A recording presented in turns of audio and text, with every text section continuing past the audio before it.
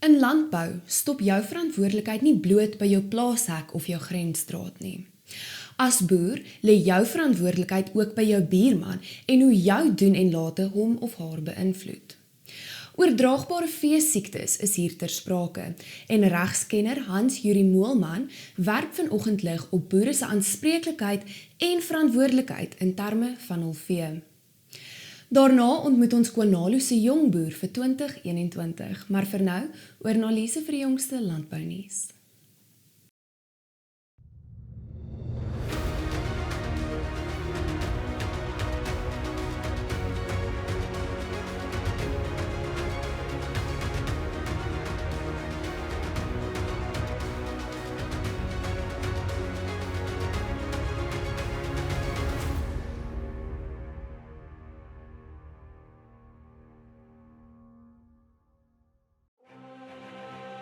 Pioneer, gemaak om te groei.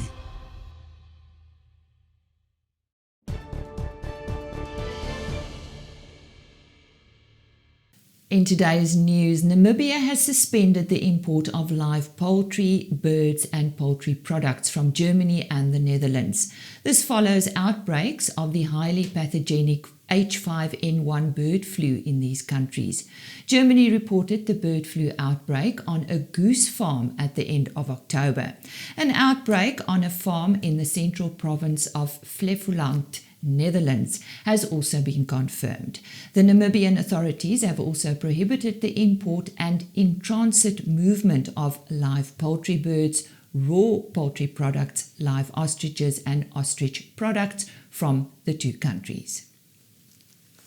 En BKB het bekend gemaak dat hy onlangs 'n gedeelte van GWK se lewende hawe besigheid bekom het.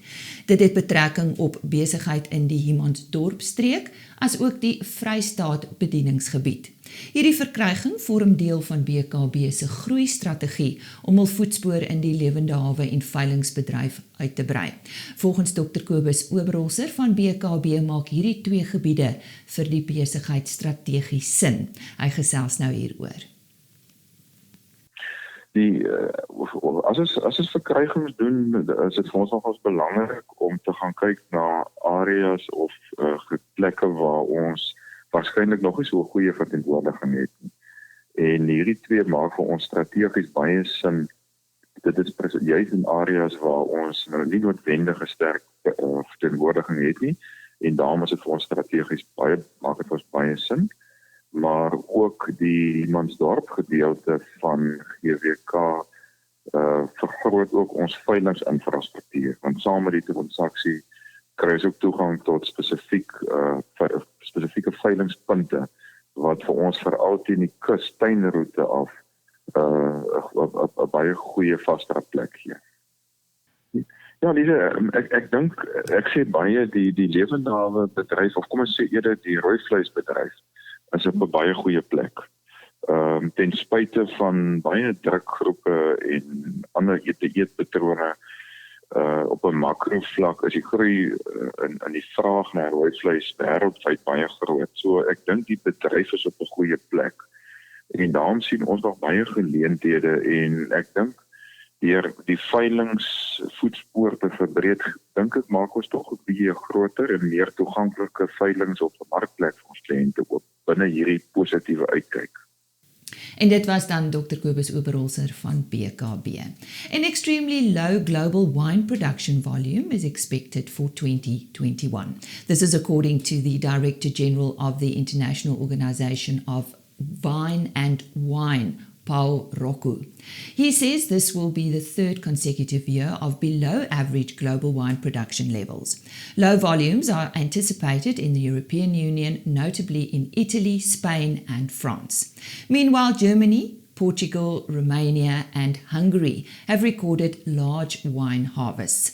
According to data, 2020 was a positive year for Southern Hemisphere vineyards, as favorable climate conditions led to record high production levels in South American countries, South Africa and Australia. And that's today's news.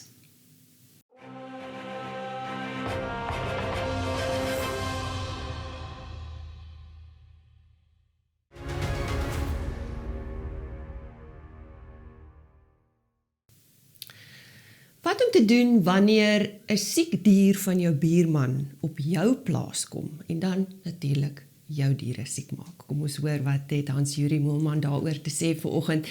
Ons praat natuurlik oor verskeie siektes. Is ek reg? Dis korrek, ja. Ek is nou nie 'n veearts nie, maar dit is 'n omstrede onderwerp, veral met trichomoniase, wat groot probleme veroorsaak, tans. Maar dan is daar ook ander diere siektes en dan ook tussen die wilds en die beesboere sit jy met die hele kwessie rondom snotsiekte of bovine catarrhal fever disease, dis 'n mooi Engelse naam daarvoor. Maar dit het ongelukkig veroorsaak het skade en waar skade veroorsaak het, kan daar van tyd tot tyd aanspreeklikheid ontstaan as gevolg daarvan. So, wat is belangrik om hier in kennis te neem? Ek dink die eerste of die proaktiewe benadering ten opsigte van dit is om te weet watter dieresiektes is gebiedsgebonde. Baie siektes is gebiedsgebonde, baie siektes is seisonaal van aard en om dit te ken en dan ook in jou omgewing te weet wat die wet op dieresiektes voorskryf, maar ook wat goeie bestaande boerderypraktyke is. Biosekuriteit, né? Biosekuriteit. Dis een van die maniere waarop jy proaktief of voorkomend kan optree. En in die hart van die saak is dit dan ook outomaties die maatstaf waarin jy gemeet sal word as jy self nie voorsorg tref nie en jou diere siek sou word en sou veroorsaak dat 'n aangrensende buureienaar se vee aangesteek word deur daai siektes en doodgaan as gevolg van dit. In die hart van die saak is ontstaan in ons reg, ontstaan 'n regsplig wanneer jy skade voorsien en jy redelike maatreëls kan tref om dit te voorkom in daai omstandighede. En dit sal basies dan beteken dat mense meer versigtig moet wees om hulle diere te behandel, voorkomend te behandel, veral met die bespuitings vir bakterieë en daai tipe van goed, maar spesifiek om diere gereeld te toets en seker te maak dat daai diere nie op een of ander manier dit opgetel het nie. En die moeilike deel daarvan is diere beweeg en as jou heininge nie behoorlik in stand gehou word nie, breek bulle byvoorbeeld deur en veroorsaak infeksie by die koeie as gevolg van die feit dat hulle nie beperk is tot 'n spesifieke area nie. Of vee beland in 'n pad en hulle kom in kontak met diere wat 'n siekte dra. Dit is moeiliker in daai omstandighede om 'n eis te bewys, maar daar gaan wel 'n kans wees vir aanspreeklikheid. Om so eis te bewys, gaan 'n mens waarskynlik moet bewys dat 'n persoon versuim het om redelike maatreëls te tref, soos ek nou net gesê het. Dis seker nie so maklik nie. Dis nie so maklik nie, maar in plaasgebiede het ek nou al gesien, ouens sorteer dit baie vinnig uit waar dit vandaan kom, want mense hou hulle vee dop. Dis die een kant, en die ander kant is om met patologiese toetse. Daar is 'n staatsveearts of waarskynlik ook 'n veearts toetse moet doen op daai diere om te bepaal wat die oorsaak van die dood is. En as daai dood toe te skryf is aan 'n siekte wat oordraagbaar is, dan kan jy dit nou terugvat na waar dit ontstaan het en dan daai persoon daarvoor aanspreeklik hou. So is daar boetes aan verbonde? Daar's nie boetes aan verbonde nie, maar jy kan 'n lywige skadevergoedingseis optel. Veral as dit byvoorbeeld stoetvee is. As sterftes daar veroorsaak word, ek bedoel, dan gaan jy die redelike vervangingskoste van daai vee moet betaal. So, en as dit 'n siekte is wat vinnig versprei en 'n groot hoeveelheid diere doodmaak, dan kan jy jouself indink wat die omvang van so 'n eis was. Ons was in vroeë 2000 betrokke by 'n saak waar buffels, sogenaamde skoon buffels vervoer was en op 'n plaas afgelaai is gekoop by 'n veiling, en binne weke daarna toe daai boer se hele kudde uitgevrek as gevolg van wat noem tuberkulose. En dit is 'n enorme eis gewees. So dis nie 'n ding wat 'n mens ligtelik moet opneem nie. So wat jou raad om jy af te sluit? Ek dink die belangrikste is net om bewus te wees. Ek dink mense weet nie noodwendig van die wetgewing wat daar is oor diere siektes nie, om op hoogte te kom daarby, om op hoogte te bly oor veranderinge ten opsigte van dit, of 'n uitbraak. Uitbrake is gewoonlik skielik, is ook hoekom daar dan kontrole van die staat se kant af inkom om te verhoed dat diere beweeg. So 2 jaar terug het hulle letterlik alle veilings in die land afgelas as gevolg van back and close seer. onder die hoenderboere stoei op die oomblik met voëlgriep. Hulle het ook baie groot uitdagings met dit, want dit word deur wilde voëls versprei. En om daai biosekuriteit in plek te sit om dit te voorkom of 'n verspreiding te voorkom, ek dink dit is van die beste metodes om wanneer dit dan met jou gebeur, te voorkom dat dit nog diere infekteer. So dit kan met ons landbouers gebeur. Hulle moet nie dink dit kan nie gebeur. Nee, dit kan nie, en ek dink daar is baie van hulle wat al daarmee te doen gehad het, maar ek dink die mense dink altyd in die perspektief van dat jy aanspreeklikheid kan opdoen as jy weet jy het 'n probleem en jy hanteer dit nie. So sê Hans-Jurie Moolman, en ons het vandag met hom gesels oor dieresiektes en wat jou verantwoordelikheid is om te sorg dat jou biosekuriteitsmaatreëls in plek is.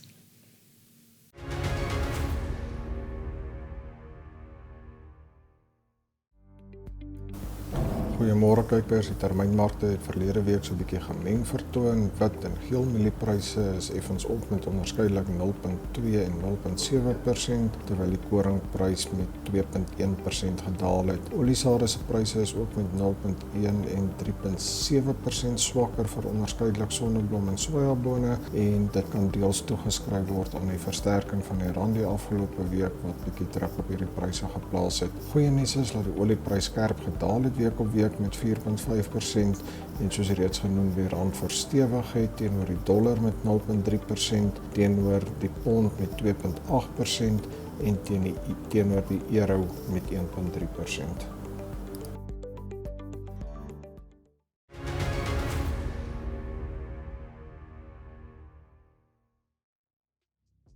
Goeiemôre kykers en welkom terug by Plaas TV se veilingskalender. Ek is Jean de Villiers van Plaas Media en hiermee volg die opkomende veilings. Ons kop van dese week se veilingskalender op die 9de November met Jubies Roux-Charolais se produksieveiling af. Hierdie veiling sal deur Noord-Kaap Lewende Hawe by die Stella veilingskompleks aangebied word en Teens Visser is die afslaer op die dag. Die aanbod op die veiling sluit 15 Charolais bulle en 120 vroulike Simbra diere in. Dan op die 16de November hou die Bosveld Bonsmara klap hulle produksieveiling en sal deur Vleissentraal Bosveld by die Warmbad Veemark aangebied word. Michael Lassie is die afslaer op die dag. Die aanbod op die veiling sluit 30 bulle en 200 vroulike diere in.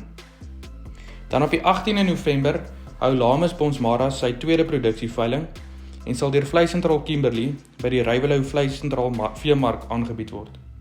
Die aanbod op die veiling sluit 30 bulle en 250 kommersiële vroulike diere in. Ons sluit dan van dese week se veilingskalender op die 20ste November met Tolle Holdings Simmentaler se 4de produksieveiling af. Hierdie veiling sal by die Gaborone skougronde in Botswana aangebied word, maar sou ook aanlyn op Meerkat Online Auctions beskikbaar wees. Die aanbod op die veiling sluit 9 bulle en 8 vroulike diere in. Dit is al van my kant vir die week, tot volgende week. Totsiens.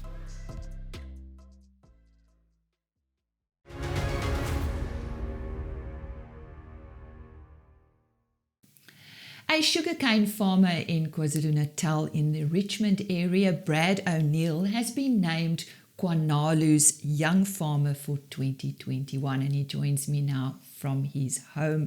Brad, you are the second generation on the farm Seafield in the Richmond area. What do you farm with? Mainly sugarcane? Yes, hello Liesel, and thank you for having me on the show. And that is correct. We farm with mainly sugarcane.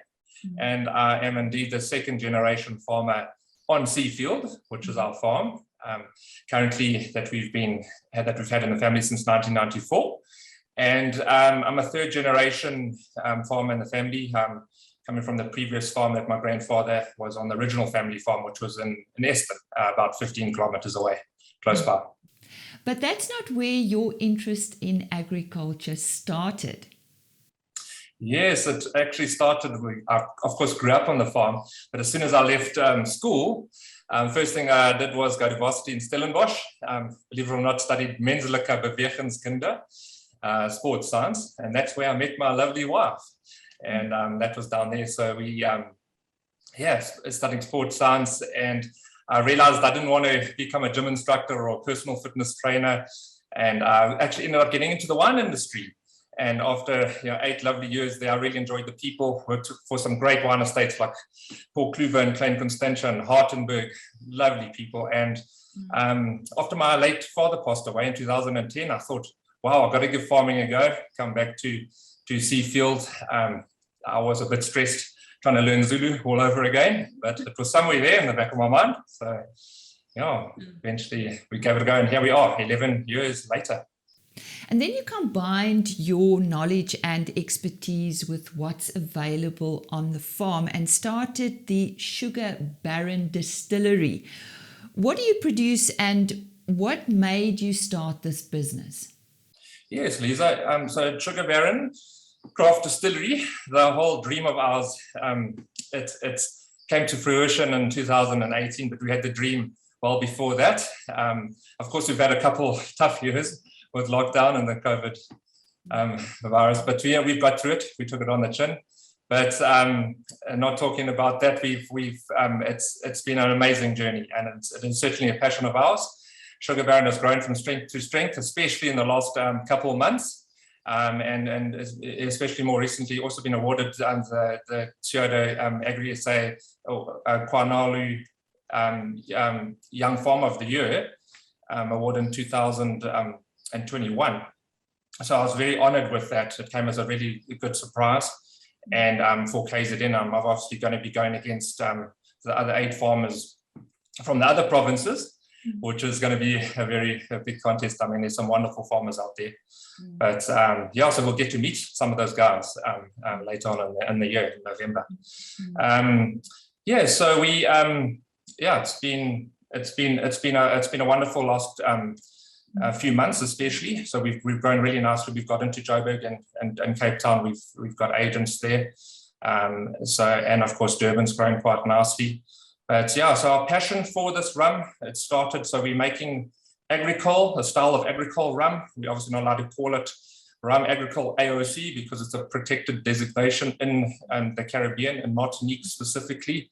A lot of the French territories that produce agricole rum, ex-French territories like Mauritius and even Reunion and Haiti, and a lot of those sort of islands produce fantastic, punchy, fruity, fragrant rums made from freshly pressed sugarcane juice and not molasses. It's a very different style of rum. Probably only 2% of the rums made worldwide are made in this style. So very different to what you associate with most rums that are commercially available in the stores. So that's what we make. It's from our sugarcane that we grow on this very farm. What is your approach to farming and, of course, your business? Yeah, so, our approach is definitely one of, I know timing in farming is very important, but definitely sustainability is a key, is very, very, very important, is a key subject within farming for us. Since coming back from the wine industry, it has really been a focus of mine. We've even gone so far to make it one of our main inputs when having a field that's eradicated. For example, we have a compulsory fallow period of fields for up to a year, and then where we plant a multi-species green manure crops. So these sort of sustainable farming techniques that we've incorporated in our farming programs has really helped us. Maybe not initially, but in the long term, it makes a huge, huge difference. So even in this tough economic times that we found ourselves in, one might not see it immediately, but you certainly do see it in the future, especially after certain years of farming like this. It's all about the soil and looking after the soil and putting back. I've got a very good friend farmer, and his lovely words that he mentioned to me a good few years ago. He's actually a Kiwi farmer, and he farms very well. He's very sustainably, and he's even, going the organic route. I know with sugarcane we can't go that route. Farming commercially, there's we have to control. We have to still believe we have to use chemical fertilizers and herbicides. I mean, there's still a place for those things, but there's also still a place by using organics and to give our soils a break. And so by implementing those techniques, one can reduce the pressure on soils. And by doing that, your risk of pest and disease and everything is minimized. And then even those green manure species that one uses, they do wonderful things like holding soil, preventing soil erosion. Besides the pests and diseases, as I mentioned as well, they also fix nitrogen and they add valuable organic matter. So this friend I mentioned, this is always stuck in my mind. At the end of the day, we are mere custodians of the land. It's not a right to own land, it's a privilege. And it's up to us to uphold this privilege and to farm in a sustainable way to ensure that future generations will have a chance. And that's what we stand by. You believe in happy and healthy relationships with your staff. How do you achieve this? I've been very cool, calm, and collective. It's very important. Being very fair, one has to be. That's what it's all about.